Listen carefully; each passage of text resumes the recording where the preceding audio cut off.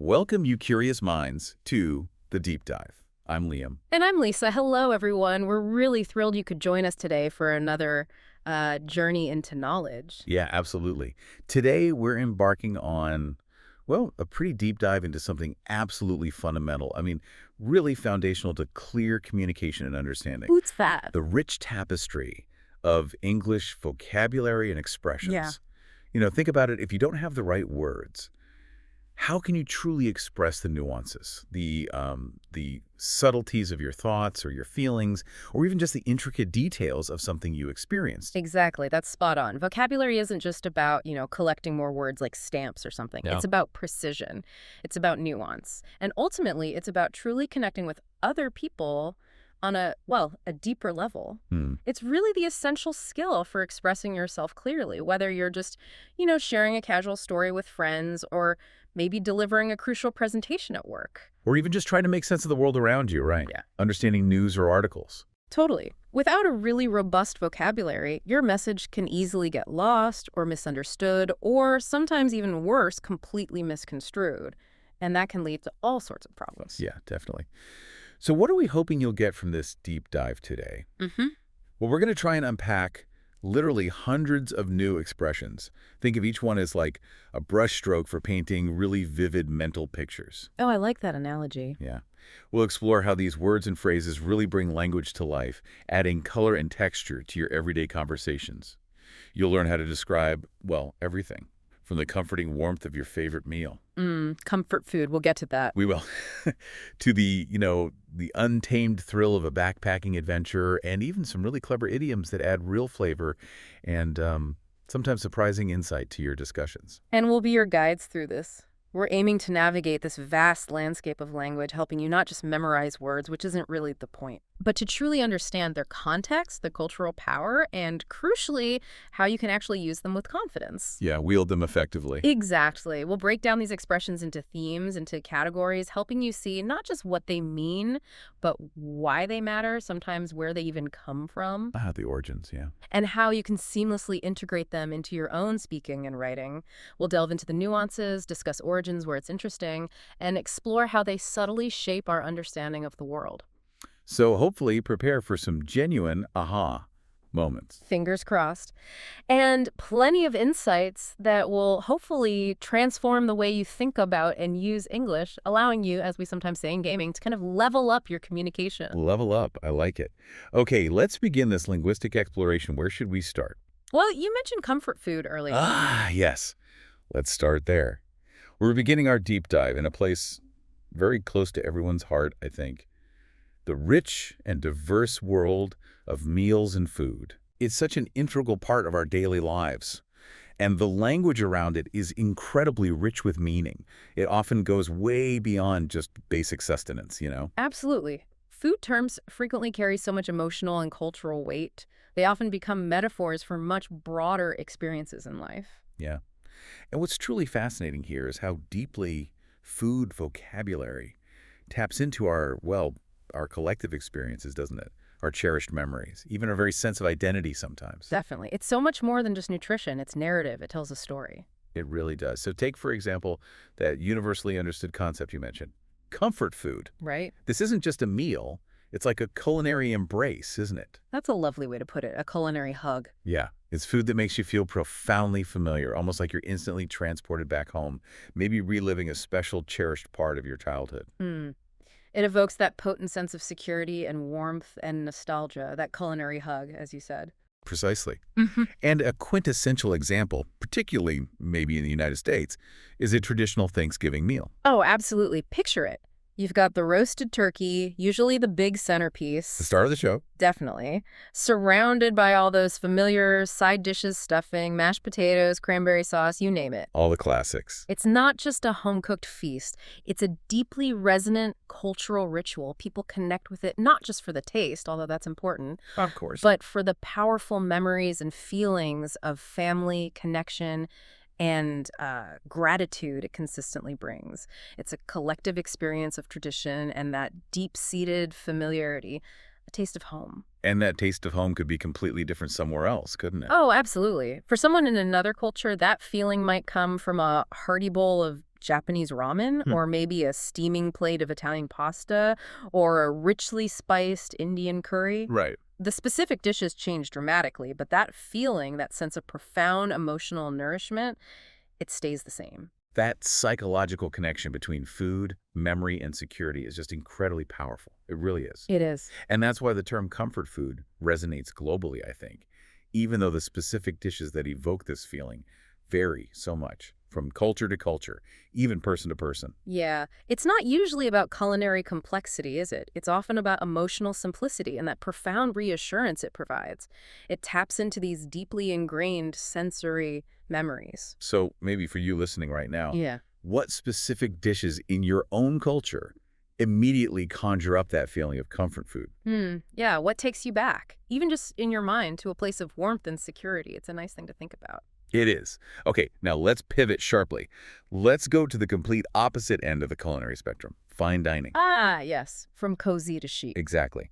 This term describes those gourmet, high-end restaurants, a world really light years away from the cozy, familiar feel of comfort food. Totally different vibe. It's often characterized by meticulously prepared, really artistic dishes, which, ironically, often feature smaller, almost art-like portions. Tiny portions sometimes. Sometimes tiny, yet they come with a much, much higher price tag.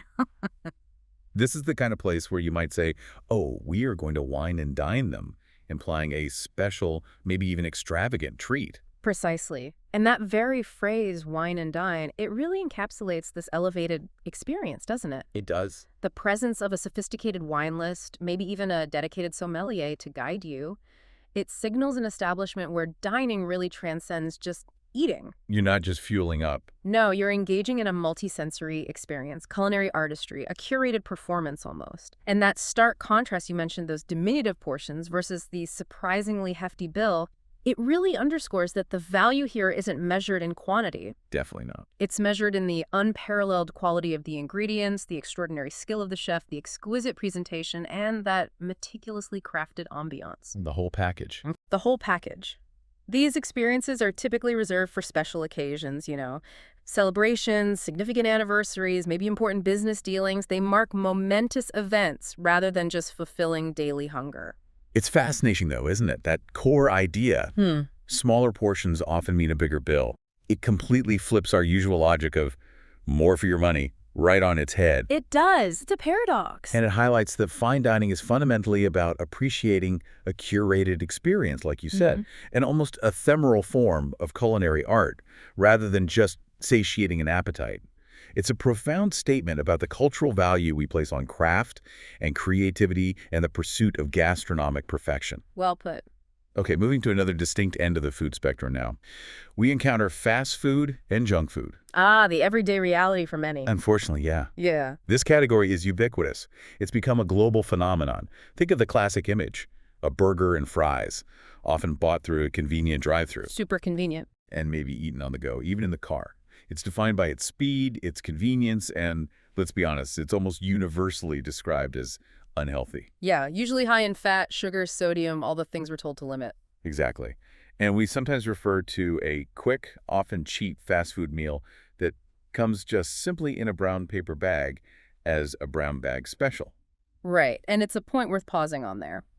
While this food is undeniably common and incredibly convenient, is it truly special in the sense that the brown bag special idiom might imply? Good question. Probably not usually. Yeah, the term itself often carries a slightly ironic or even dismissive undertone, doesn't it? It suggests a meal that's basic, maybe uninspired, quickly assembled, rather than genuinely unique or high quality. Like it's special because it's quick and easy, not because it's gourmet. Precisely. This widespread category reflects these significant global shifts towards unparalleled convenience, often at the expense of nutritional quality. And its pervasive impact on public health is a huge topic. It really is. It represents a trade-off that many societies are still grappling with, that immediate ease of access versus the potential long-term health implications. A constant balancing act. Okay, beyond full meals, what about when we just need a little something to tide us over? we turn to snacks. Ah, the in-between moments. Exactly. And this category is incredibly broad. It covers everything from genuinely healthy options, fresh fruit, crunchy nuts, chewy dried fruit, The good stuff. to less healthy, more indulgent treats like potato chips or sugary candies. And if you get that sudden, undeniable craving for a snack, especially late at night, you might casually say you get the munchies. Right. That specific phrasing, get the munchies, it perfectly illustrates how our language differentiates between, say, intentional healthy eating habits and those spontaneous, often less healthy, occasional indulgences. Very casual, isn't it? Very casual, very relatable, that sudden, irresistible urge. Another fascinating term related to snacking is trail mix. Ah, yes. Scorp, exactly. Good old raisins and peanuts, supposedly. It's a purposeful mixture, usually dried fruit, nuts, sometimes pretzels, often a bit of chocolate. It's specifically designed for sustained energy during physical activity like hiking. So it shows a very particular functional purpose for a snack, unlike the sort of spontaneous munchies. Right. The whole concept of snacking itself has evolved, hasn't it? Different cultures have different meal frequencies and different attitudes towards eating between main meals. That's true. Okay, and finally, a really key concept for any discussion about mindful eating and health. Yeah. Balanced diet and dietary restrictions. Very important topics nowadays. Absolutely. When we talk about healthy food, we're generally referring to an abundance of vibrant vegetables, lean proteins, and those high-quality fats, like the ones in avocados or salmon. The good fats. The good fats, exactly. A balanced diet is essentially what you generally strive to eat daily, a mindful combination of quality ingredients that provides your body with all the essential nutrients it needs to thrive. But of course, many people also navigate the world with specific dietary restrictions. These are typically necessitated by genuine allergies, sometimes severe reactions to nuts like cashews, almonds, or walnuts. Very common, unfortunately. Or they might be due to a doctor's orders for specific health conditions like celiac disease or diabetes. Right. And the visual of a well-rounded plate, including nuts, a variety of vegetables, a source of protein like meat or fish, it vividly encapsulates that idea of a balanced diet. It does. And this language of nutrition and health-conscious eating has become increasingly vital and common in our daily conversations. It reflects a growing societal awareness of well-being. Definitely. And it also directly addresses the practicalities and the crucial social considerations of eating with diverse dietary needs. It requires thoughtfulness, empathy, and really clear communication in shared meal settings. Absolutely. Whether it's a family dinner or choosing a restaurant, it's about more than just food choices. It's about respect and accommodation. So tying this all together, what does this all mean for us? It's profoundly more than just talking about food itself. It's about understanding our health, our habits, and how we gracefully navigate the intricate social situations that inevitably revolve around food. Especially when individual dietary needs come into play. Exactly. These terms give us the precise vocabulary to articulate not just what we eat, but how we eat, why we choose certain foods, and the complex social dynamics that define food in our lives. It empowers us to discuss everything from a celebratory gourmet meal to the simple, profound comfort of a childhood dish, and even the everyday challenges of maintaining a healthy diet or managing a serious allergy. Yeah. Our food language is really a mirror to our lives, isn't it? Beautifully put. It really is. Okay, let's move on. Moving from our plates to our surroundings now. Our next category takes us on a vivid journey through different sceneries and places. Describing the world around us. Exactly. The words we choose to describe our environment are incredibly powerful. They don't just label locations.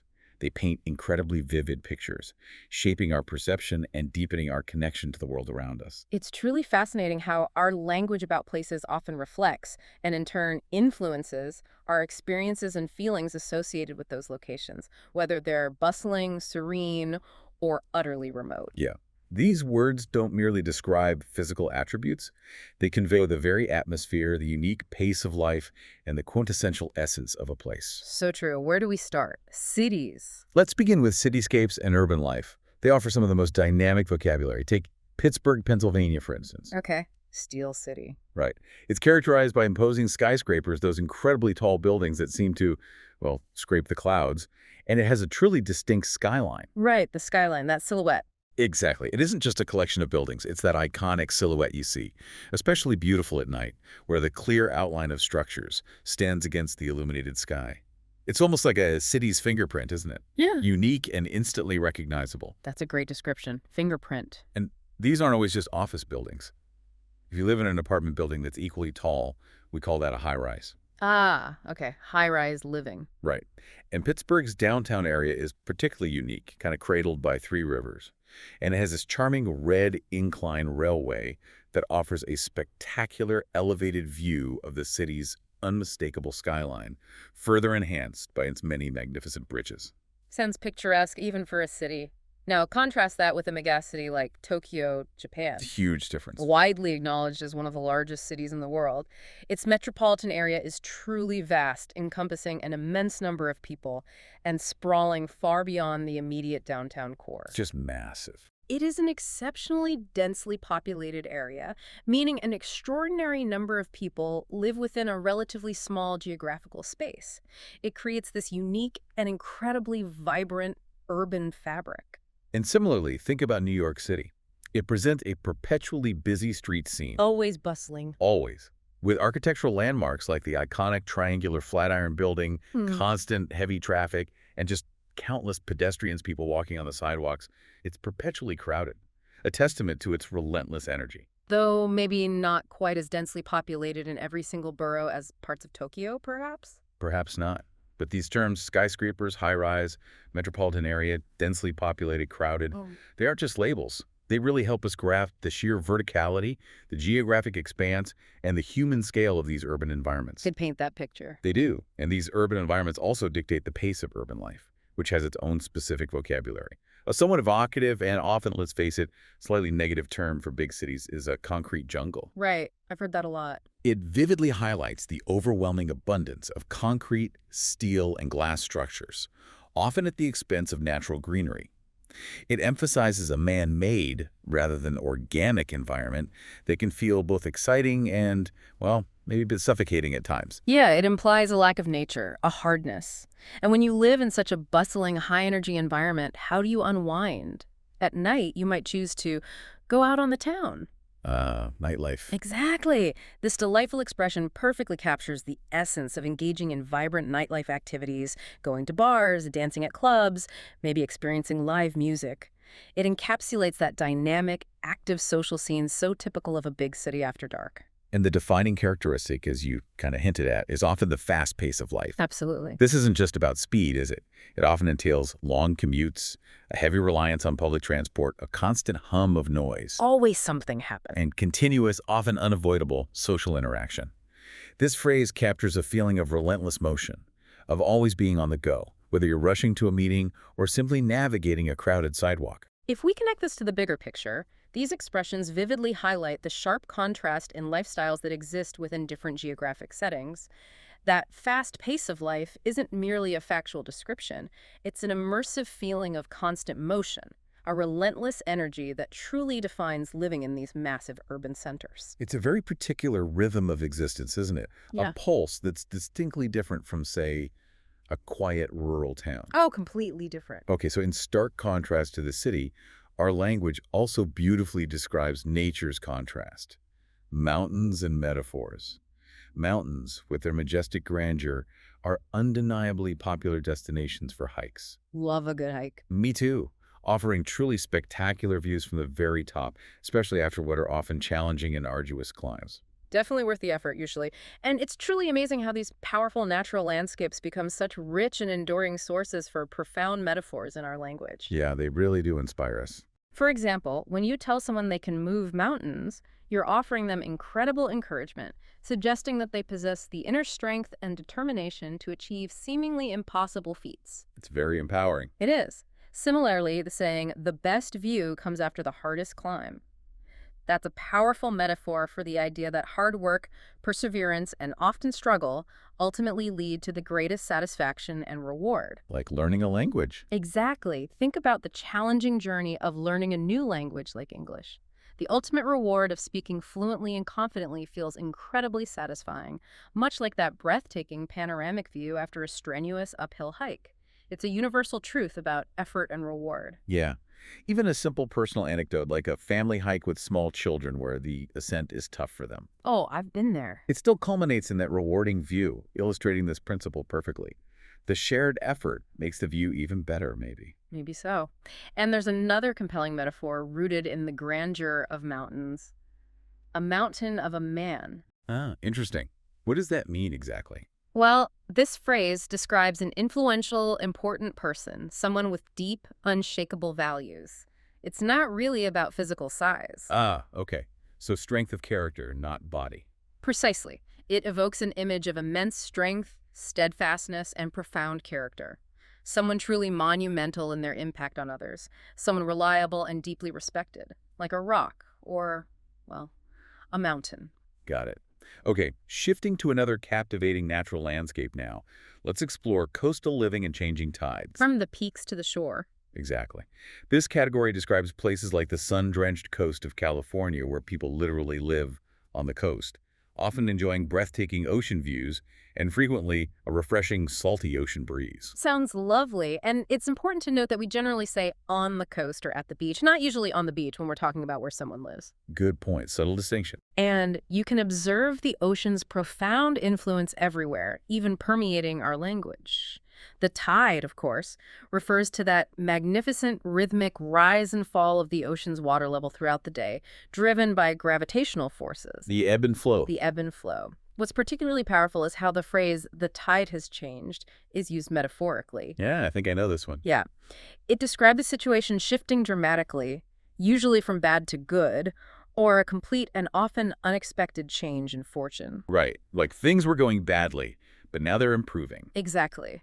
Imagine someone who's faced a prolonged period of professional struggle suddenly receiving an unexpected promotion or a significant career opportunity. They might very well feel that the tide has finally changed for them. Their luck has turned. Precisely. This idiom beautifully highlights themes of resilience, hope, and the often unpredictable shifts in life circumstances.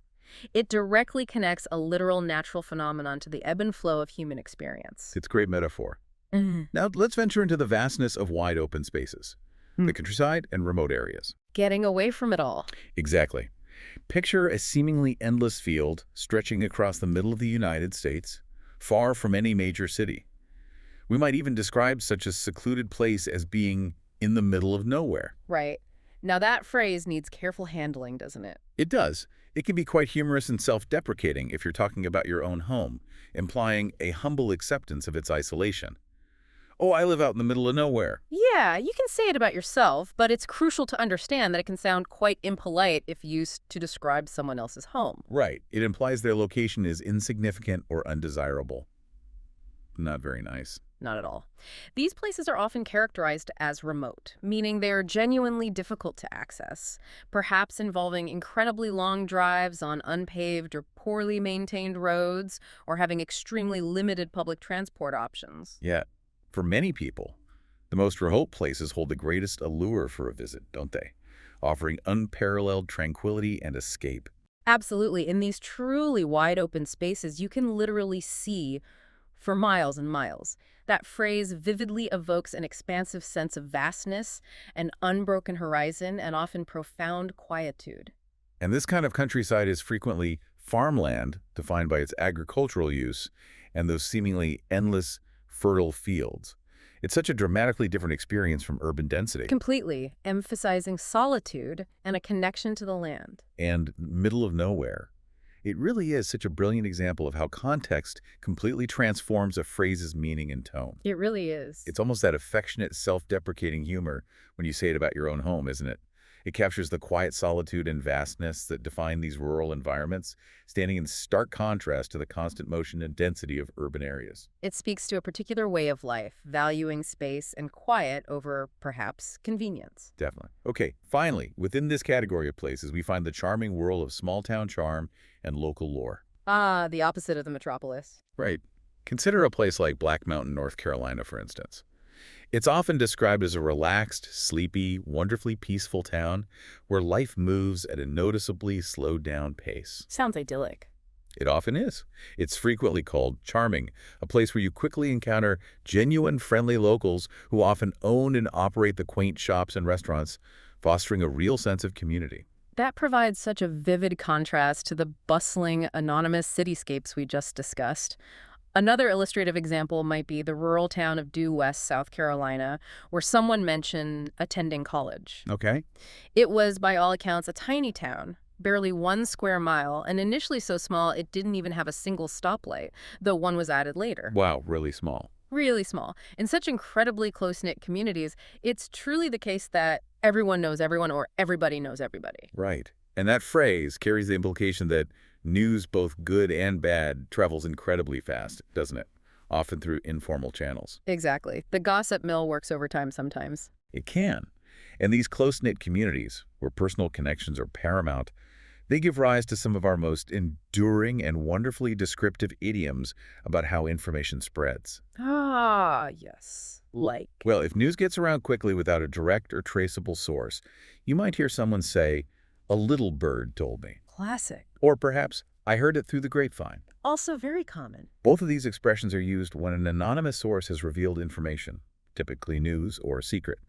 They perfectly capture that informal, often indirect, yet incredibly efficient flow of information that thrives in places where connections are so strong and interpersonal knowledge is deep. They're not just phrases, they're reflections of a unique social dynamic. Yeah. What's truly fascinating here is how these small-town expressions, "a little bird told me," "heard it through the grapevine," perfectly encapsulate that informal, often indirect, and remarkably rapid flow of information when virtually everyone knows everyone else's business. Yeah.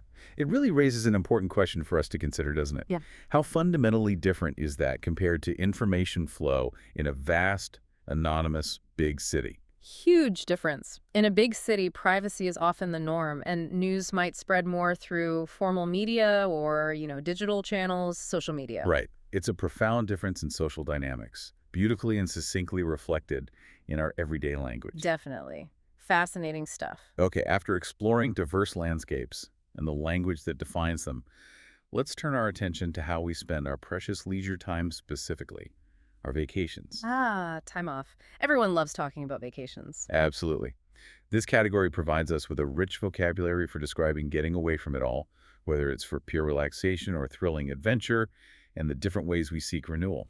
This segment is entirely dedicated to how we articulate our desire to escape from the everyday grind and the wonderfully varying ways people choose to seek either restorative rest or exhilarating adventure. It really highlights our personal philosophies of leisure. Yeah, what works for one person might be totally wrong for another. Yeah. Let's start with the quintessential classic getaways. The beach and the mountains. The old favorites. Exactly. For countless people, a beach vacation is synonymous with enjoying the simple pleasure of the sand and sea. Engaging in timeless activities like collecting intricate seashells. Kids love that. Oh yeah. Yeah. Playfully building magnificent sandcastles or body surfing in the waves, gentle or exhilarating. It's a place where you can happily sit on the warm sand all day, soaking in the beautiful, tranquil atmosphere. Maybe like that memorable trip you mentioned to Costa Rica. Ah, yeah, that was amazing. The only urgency was catching the next perfect wave. Pure bliss. Sounds perfect. And then there's the allure of the mountain lake, often described as the best of both worlds because it brilliantly combines the majestic grandeur of towering mountains with the serene beauty of a peaceful lake. Get the views in the water. Exactly. This type of getaway frequently involves renting a cozy cabin nestled amidst the trees for a truly relaxing, nature-filled vacation, featuring warm, crackling campfires. Essential. Sharing stories, maybe even spooky, haunting ones under the stars, and leisurely boating on the tranquil, reflective waters. These are really quintessential nature-based vacation types, aren't they? Yeah. Emphasizing deep relaxation and an immersive connection with the unspoiled outdoors, allowing for a profound sense of rejuvenation. Definitely about recharging in nature, but sometimes a grand escape isn't feasible, right? Right. Time, money, logistics. Exactly. And you might crave a more local adventure, which brings us to staycations and day trips. The rise of the staycation. Indeed. A staycation is essentially the opposite of a traditional far-flung vacation. It means staying local and deliberately not traveling far from home, often involving renting a quaint Airbnb just a short drive away. And its popularity surged significantly due to recent global events, didn't it? Encouraging a rediscovered appreciation for local exploration and hidden gems. Absolutely. This trend directly reflects a growing appreciation for nearby attractions, practicality, and cost-effectiveness in our travel choices. A day trip is a related concept. Similar, but different. Similar, but different. It generally means journeying somewhere for the day without requiring an overnight stay, allowing you to return home to sleep in your own bed. Which it can be nice. It can be very nice. It can certainly be a wonderful form of staycation if it involves local activities, enabling you to see the sights that are close to home, exploring local historical landmarks, charming parks, unique restaurants, all without the usual hassle of long-distance travel logistics and expenses. It's about finding adventure right on your doorstep. And it's truly interesting, isn't it? The sheer popularity of the staycation concept. It really is. It demonstrates our remarkable human adaptability and our capacity to find profound joy and relaxation right in our own backyards. It proves you don't always need to cross oceans to discover something new or unwind. Sometimes the greatest discoveries are just around the corner. Very true. Okay, then there's the distinct allure of structured relaxation resorts. Ah, the all-inclusive option often comes to mind. Exactly. These are frequently described as all-inclusive resorts if they offer that comprehensive package, including food, entertainment, various swimming pools, even dedicated playgrounds for children, essentially providing everything you could possibly need in one convenient place. No need to leave the compound. Pretty much. They can also be a beach resort, of course, capitalizing on the inherent beauty of a coastal location. And it's also worth noting the clear distinction between adults-only and family-friendly resorts. Yeah, catering to very different needs and vibes. Right. Each meticulously designed to cater to very specific vacation preferences and demographics, ensuring a tailored experience for every guest. And this sharply contrasts with the more independent or nature-focused trips we just discussed. Resorts offer unparalleled convenience and a curated, pre-packaged array of activities, Making them an ideal choice for those who desire a hassle-free, fully planned experience without needing to think too much about logistics. Exactly. It eloquently highlights the diverse ways people choose to unwind from the self-reliance and raw experience of nature to the meticulously managed comfort and entertainment of a resort. It's a preference for convenience and predictability, where every need is anticipated. Totally different strokes for different folks. Now, for the more intrepid and adventurous among us, there's the active and immersive experience of backpacking. Getting off the beaten path. Definitely. This is a dynamic and physically demanding type of vacation that deeply involves extensive hiking and rustic camping, where every single item you need for survival and comfort is carried solely in a specially designed backpack. Everything on your back. Everything on your back. It's often described as incredibly refreshing and freeing, an experience that makes you feel truly wild and connected to nature in its rawest form. And this kind of challenging journey often calls for an individual who is truly rugged, doesn't it? Meaning they possess the endurance and mental fortitude to handle tough, unpredictable situations. Like sleeping outdoors in the pouring rain without being bothered by discomfort. Exactly, that kind of thing. Yeah. It's also fundamentally about traveling light or packing light. Essential for backpacking. Absolutely, which means skillfully fitting everything absolutely essential into a surprisingly small bag, emphasizing efficiency, minimalism, and a deep appreciation for what truly matters on the trail. It's an art form, packing light. It really is. Interestingly, though, while the activity itself might seem low budget, the specialized, ultra-lightweight, and durable equipment required for serious backpacking, well, it can actually be quite expensive. Yeah, that lightweight gear doesn't come cheap. It highlights a sometimes hidden cost of this seemingly freeing and minimalist experience. Good point. Okay, finally, we arrive at a uniquely American journey, perhaps. Road trips. Ah, the open road. The open road. This is considered an almost essential rite of passage and a deeply ingrained cultural experience in the United States. Most vacations, even to beaches or mountains, inevitably include a significant road trip component, often involving at least one full day or even multiple days spent in the car. And the ultimate iconic version is the cross-country road trip, right? Literally spanning from one coast of the continent to the other. A truly epic adventure. It really is. And for any road trip, long or short, it's absolutely essential to meticulously plan for stops along the way. Crucial for sanity, especially with kids. Oh, definitely. Crucial to ensure both comfort and to prevent car sickness. And these stops can vary widely. They might be long, leisurely, hour-long breaks at scenic parks, quirky roadside attractions, or significant points of interest, allowing for exploration and stretching. Or they might simply be quicker stops for fuel and just a brief stretch of the legs. Get the blood flowing again. Right. The experience itself, the journey, is often considered just as, if not more important than the ultimate destination. That philosophy is perfectly captured in the beloved idiom, life is a highway. Ah, the song comes to mind. It does. It's a profound metaphorical expression emphasizing that the winding, unpredictable path of life itself, with all its twists and turns, is more significant and enriching than merely reaching specific destinations or achieving predefined goals. It's about the discoveries made, the lessons learned, and the memories created along the way. Beautifully said. Exactly that. So, pulling this section together, what does this all mean? From the meticulously structured convenience of resorts to the raw, untamed freedom of wild backpacking, our vacation language tells us a tremendous amount about how we, as individuals, seek rejuvenation, adventure, and escape. It reflects our innate desire for change, doesn't it? Whether it's for tranquil relaxation, thrilling exploration, or simply a refreshing change of pace in our daily lives. Each of these terms opens a distinct window into a different way of experiencing leisure and ultimately, perhaps, rediscovering ourselves. Yeah, finding what recharges you. Okay, now we're diving into a really fun and often surprising area. Idioms inspired by plants and animals. Ah, nature's metaphors. These are often my favorites. Mine too.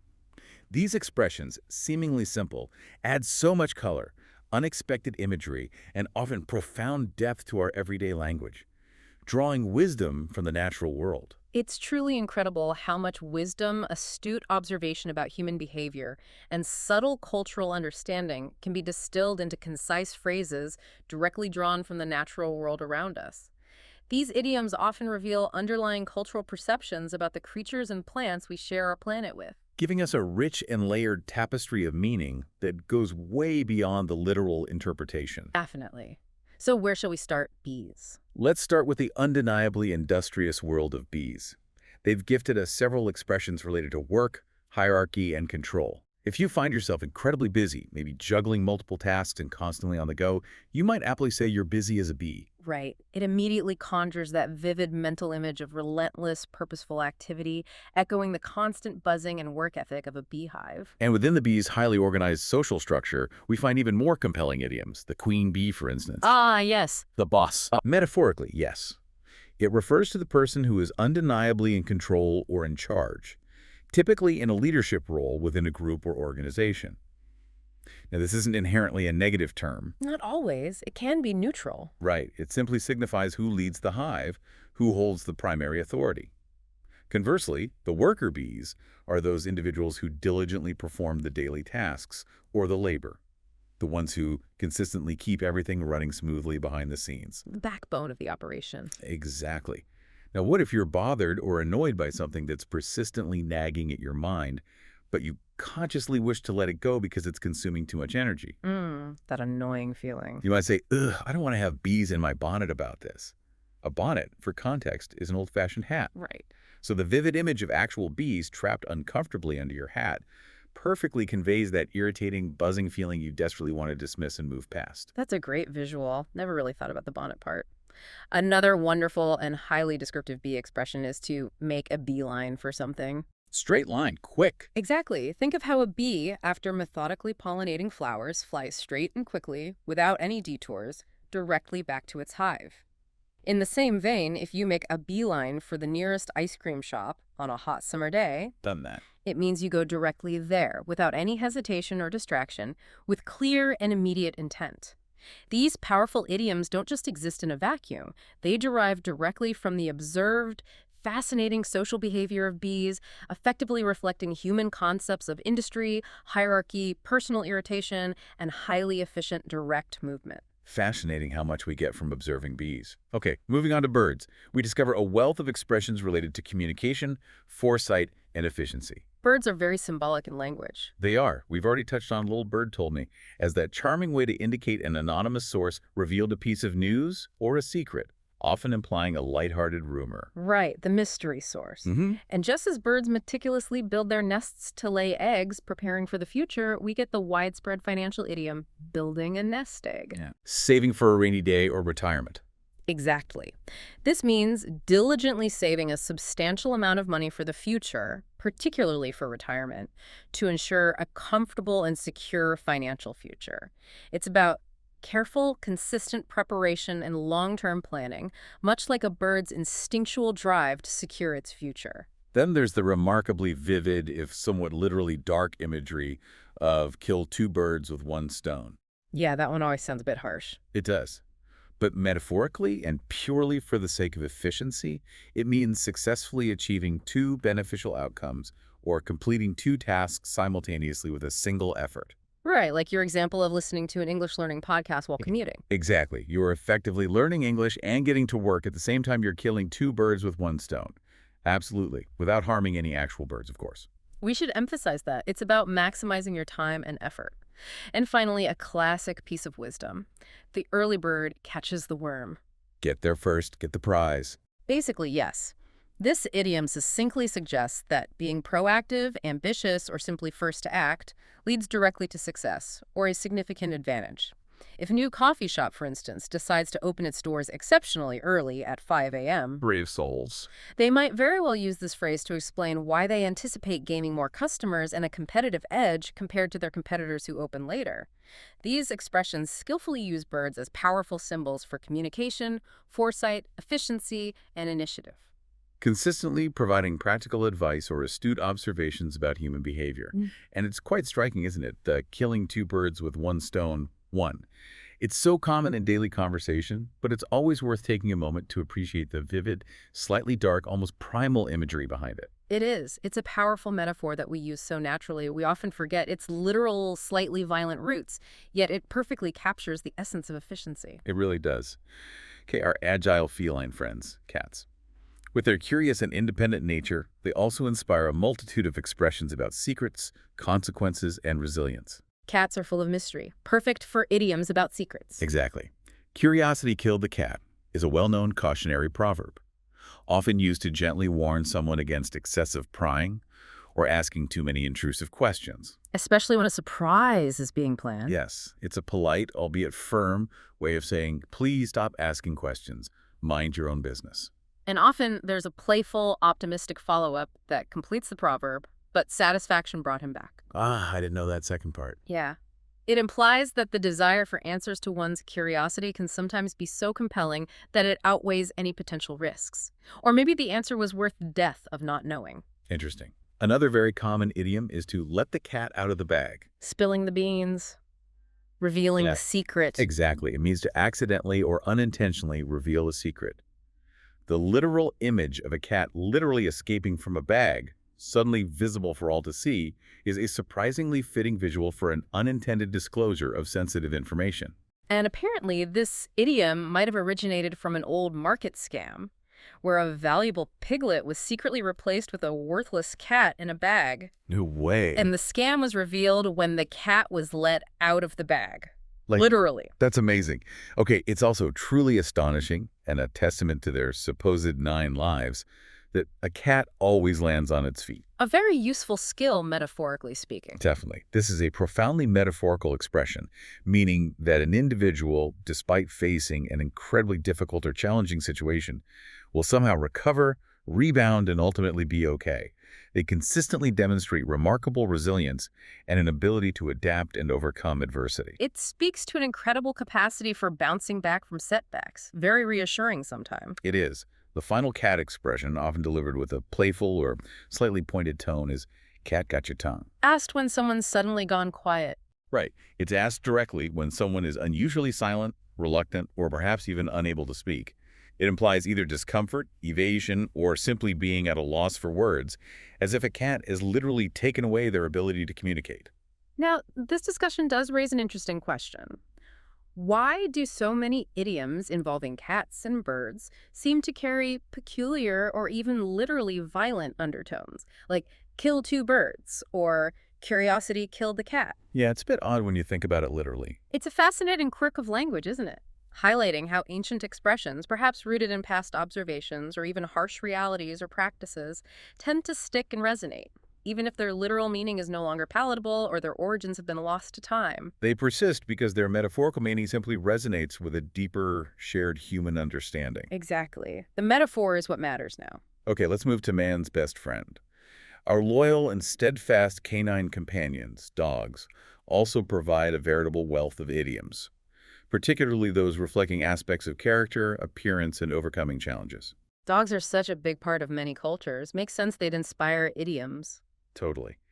You mentioned fostering dogs earlier and how it became evident that, for most of them, their bark is worse than their bite. Ah, yes. Very true for many rescue dogs initially. This expression means that while someone or a dog might be outwardly loud, intimidating, or even aggressive in their speech or growls. They are not actually dangerous or harmful in reality. Right. This applies equally well to people who might sound tough, but are, deep down, kind or harmless. All bluster. Similarly, if someone is described as all bark and no bite, what's the difference? Ah, subtle difference. This means they frequently make empty threats or boast aggressively, but never actually follow through on them.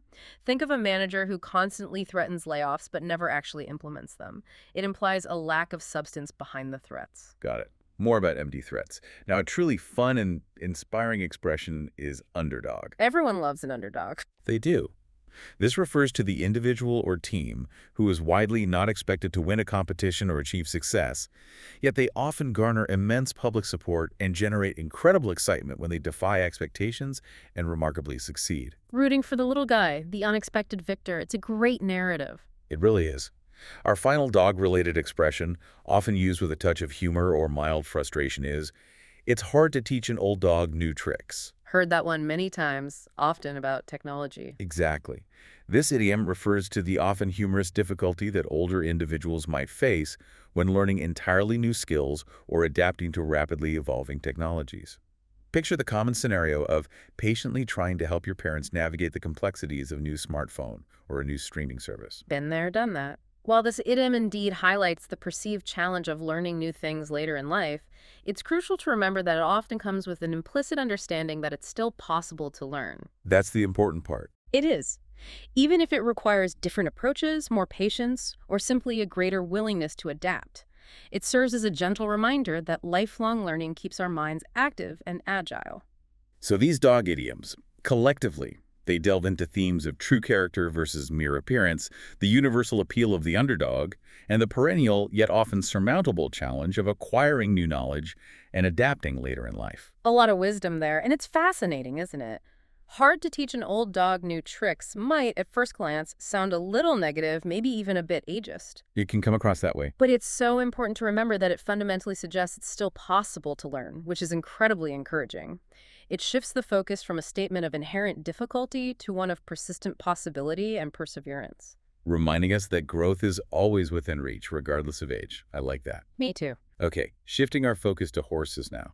Those magnificent and powerful creatures. We find a distinct set of idioms related to truth, gifts, and patience. Majestic animals. They really are.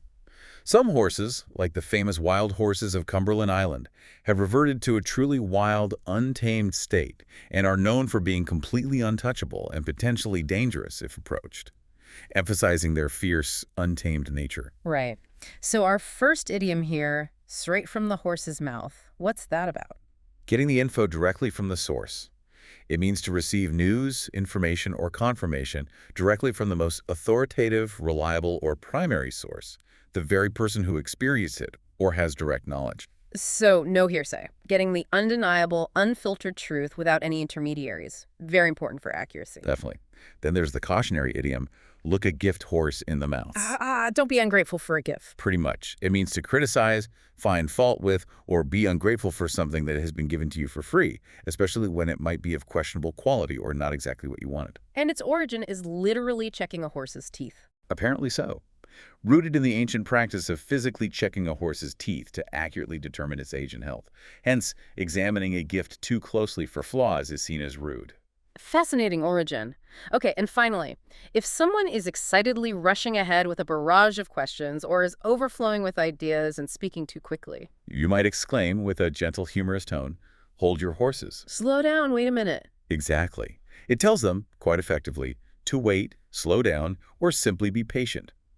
It's a wonderful, evocative way to politely pause a frantic conversation and encourage a more deliberate, measured approach to discussion or action. These horse idioms collectively convey practical wisdom related to seeking accurate, direct information, accepting generosity with grace, and exercising patience in a wide array of everyday situations, making our communication more precise and maybe more polite. Good point. Okay, our final animal category is fish.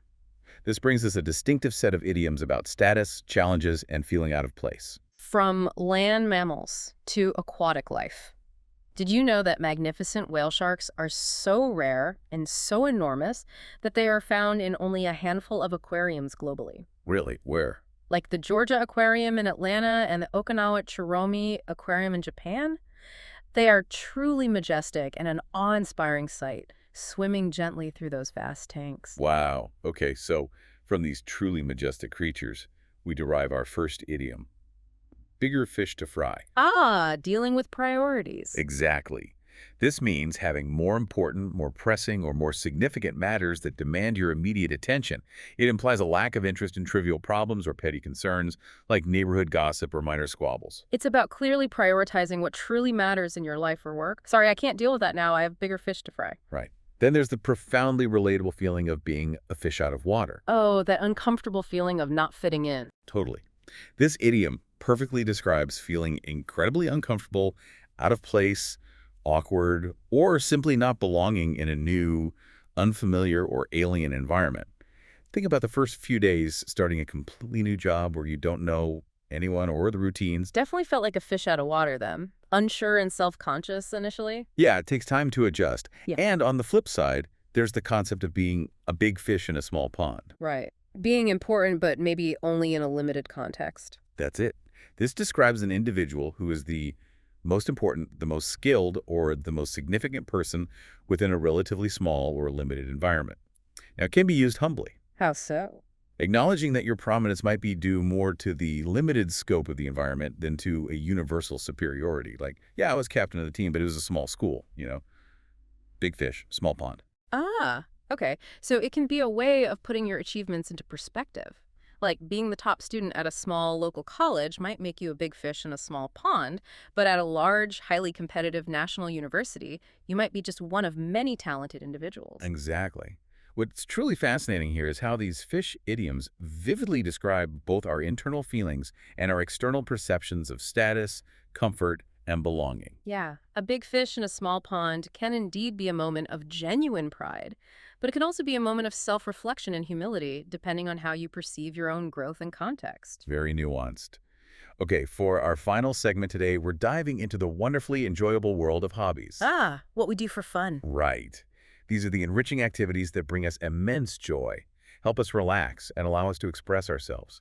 And naturally, they come with their own unique and descriptive vocabulary. Hobbies are such a personal reflection of our individual interests and passions, aren't they? And the language we use to describe them often reveals our deepest interests and how we choose to spend our precious free time, whether it's for relaxation, creativity, physical activity, or intellectual stimulation. So true. Let's begin with creative expression. Art, especially children's art. Oh, the masterpieces. Exactly. If you're a parent, you know children often produce art in truly prodigious quantities, just piles of it sometimes. Mountains of paper. Totally. As parents, we often meticulously save a select few special pieces as keepsakes, those cherished items that hold sentimental value, typically in dedicated folders or memory boxes. Gotta save the best ones. You do. Other pieces might find pride of place on the refrigerator door or proudly displayed on walls. And these homemade gifts, or handmade gifts, often given to doting grandparents. Grandparents love those. They do. They are particularly special and deeply cherished, carrying a unique sentimental value and warmth that no store-bought item, no matter how expensive, can ever truly match. It wonderfully emphasizes the profound value of childhood creativity, allowing young minds to explore and express themselves without inhibition. And it highlights the unique warmth and personal touch inherent in handmade gifts. Yeah, imbued with personal effort, affection, and a tangible piece of the giver's time and spirit.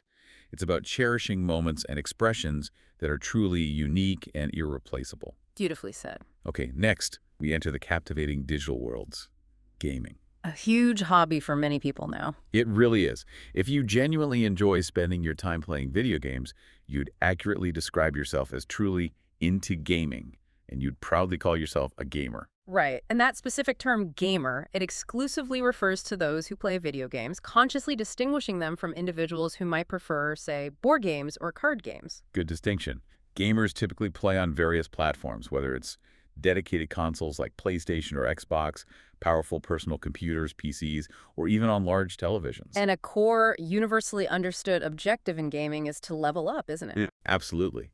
It means to consistently become better at the game, advancing to higher, more challenging levels through skill and persistence, gaining experience, improving stats. And that term level up, it's transcended its gaming origins, hasn't it? It's been widely adopted metaphorically in other contexts, Totally, you could perfectly say you're trying to level up your English skills, for example.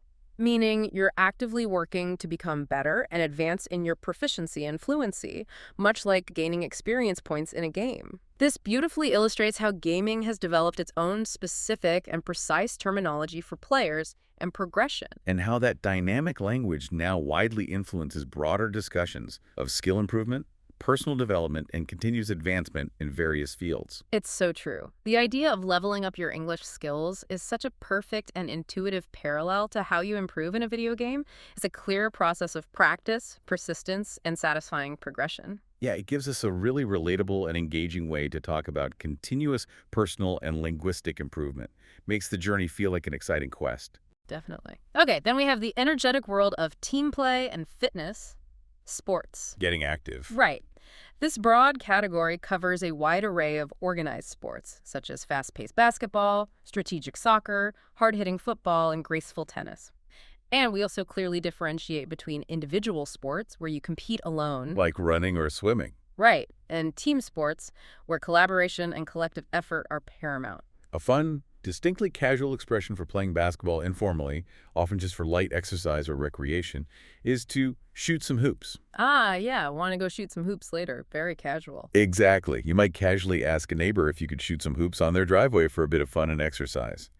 And within the realm of sports, we have fundamental, universally understood terms like offense and defense. Key concepts, describing the core strategies for attacking and protecting in a game, respectively. Notice the pronunciation difference, too. Offense, defense, stress matters. Good point.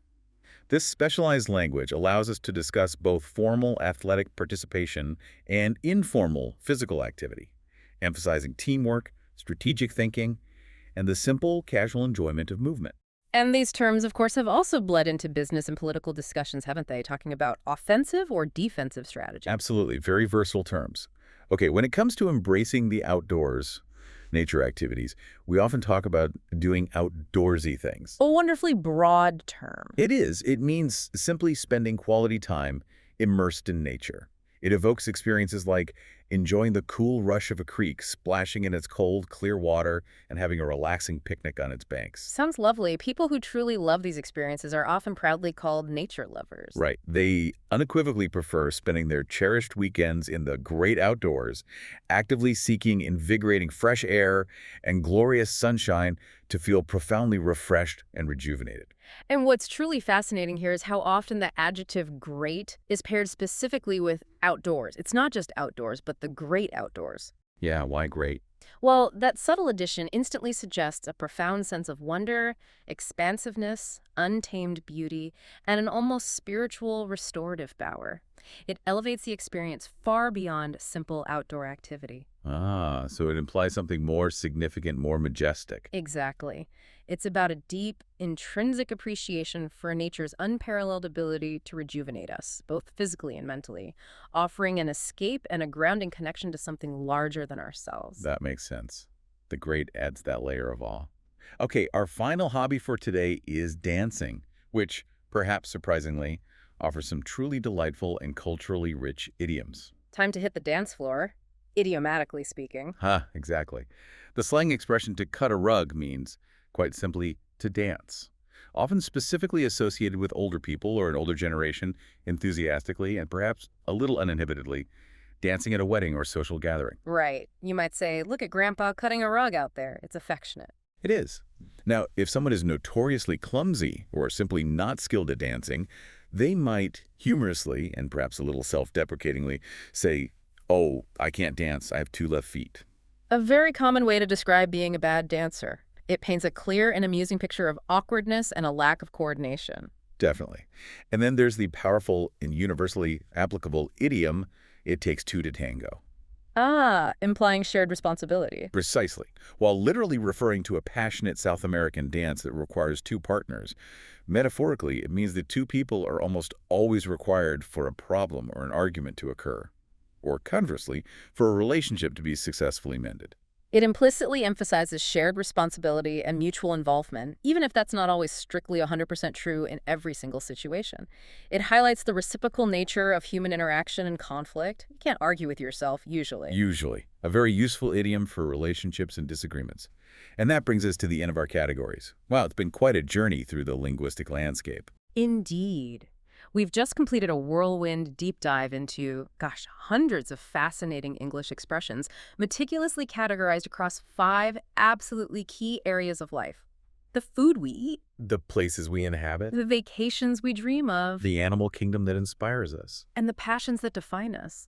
We've explored how vocabulary is not just a collection of labels, but a profound reflection of the rich, intricate tapestry of human experience and perception. Yeah. We sincerely hope you've discovered some new words and phrases today that will empower you to articulate your thoughts more clearly, express nuanced feelings with greater precision, and simply add more color and vibrancy to your conversations. From navigating the relentless energy of a busy city to understanding why, metaphorically, curiosity killed the cat, you now possess a richer linguistic toolkit for expression, and hopefully a deeper appreciation for the vividness, the humor, and the unexpected insights embedded within the English language. Absolutely. But remember, knowledge is most valuable not just when it's acquired, but when it is truly understood and actively applied. Yes. The profound power of this vocabulary isn't simply knowing the definitions. It's about confidently and creatively using them. Right. Put them into practice. Exactly. So we encourage you to actively try to spot these expressions in your daily life in books, movies, conversations you overhear, and even better, challenge yourself to integrate and use them in your own speaking and writing. Experiment with them, play with them, make them authentically your own. That's how real linguistic mastery, and indeed any mastery, truly happens. Couldn't agree more. So here's a final thought for you to mull over as you go about your day. If, as we discussed, life is a highway, and the journey itself is what truly matters, then mastering the language we use to vividly describe that journey fundamentally makes every single mile more meaningful, more insightful, and more deeply felt. How will these new words, these new ways of seeing and describing change your journey today? As you navigate your world, express your passions, and forge deeper connections with others. That's a lovely thought to end on. We truly hope you've enjoyed this deep dive as much as we have. We certainly have. If you found genuine value in what we shared today, please consider taking just a moment to like this episode. Perhaps share it with someone who might benefit from it. Spread the word. And subscribe to our channel so you don't miss any of our future deep dives. Your support really helps us continue to bring you these in-depth explorations. It really does. So, until next time, keep exploring, keep learning, and keep diving deep into the amazing world of knowledge. Bye, everyone.